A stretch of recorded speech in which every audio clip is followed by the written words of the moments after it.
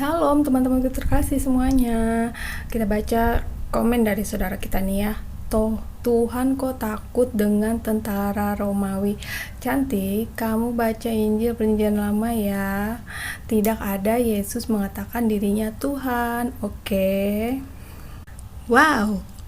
Satu, aku jawab ya. Tuhan kok takut dengan tentara Romawi? Tuhan Yesus enggak takut ya. Nanti aku kasih penjelasan dengan ayat-ayatnya. Dan adik cantik, kamu baca Injil Perjanjian Lama. Aku udah baca ya. Yesus mengatakan diri Tuhan. Ya jelas di Perjanjian Lama ya nama Yesus belum ada. Adanya YHWH atau Yahweh ya, penyelamat. Itu sudah ada penyelamatnya yang artinya adalah Mesias, juru selamat, tetapi belum nuzul menjadi manusia. Oke, kita baca ada Matius 26 ya, ayatnya ke-47 sampai dengan 56 ya, dengan perikop Yesus ditangkap ya. Dan ini tentang kisah waktu Tuhan Yesus akan ditangkap dan akan disalibkan ya. Nah, kita baca mulai ayatnya 50. Tetapi Yesus berkata kepadanya, "Hai teman, untuk itukah engkau datang?" Maka majulah mereka memegang Yesus dan menangkapnya ya. Tapi seorang yang mereka menyertai Yesus mengulurkan tangannya, mengunus pedangnya dan meletakkannya kepada hamba imam besar sehingga putus telinganya. Maka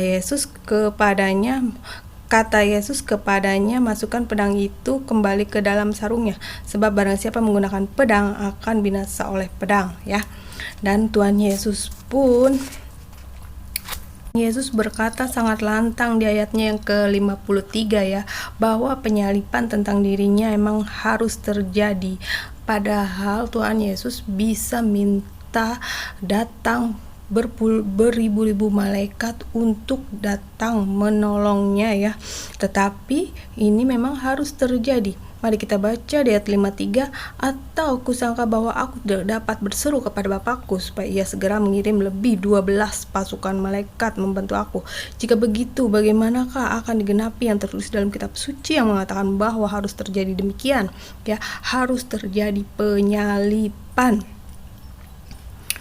Jadi ayatnya yang ke-56, "Akan tetapi semua ini terjadi supaya genap yang ada tertulis dalam kitab nabi-nabi." Lalu semua murid itu meninggalkan dia dan melarikan diri. Benar banget ya. Sekarang di dalam Perjanjian Lama banyak nabi-nabi menubuatkan tentang kisah ini ya, bahwa Mesias harus mati di kayu salib untuk memperdamaikan kita dengan dosa atau menebus kita dengan darahnya yang kudus, darahnya yang suci, anak domba sulung ya. Dia yang kudus, yang mulia, yang agung, karena dosa manusia tidak bisa ditebus dengan apapun kecuali Sang Ilahi yang nuzul menjadi manusia. Dia yang suci, yang membasuh kita ya. Nah, seperti itu, kita harus hidup turut dengannya waktu dia. Yesus gak ada takutnya sama sekali ya.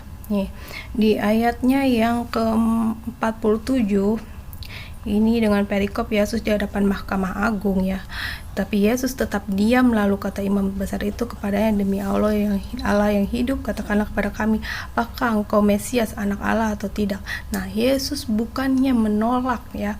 Pas dia ditanya apakah dia Mesias atau bukan, Yesus menjawab, "Engkau telah mengatakannya, akan tetapi aku berkata kepadamu, mulai sekarang kamu akan melihat Anak Manusia duduk di sebelah kanan yang maha kuasa dan datang di atas awan-awan di langit." Maka imam besar itu mengoyakkan pakaiannya dan berkata, "Ia menghujat Allah." Ya, karena pada zaman itu bila ada yang menyamakan kedudukannya dengan Allah, itu namanya menghujat Allah.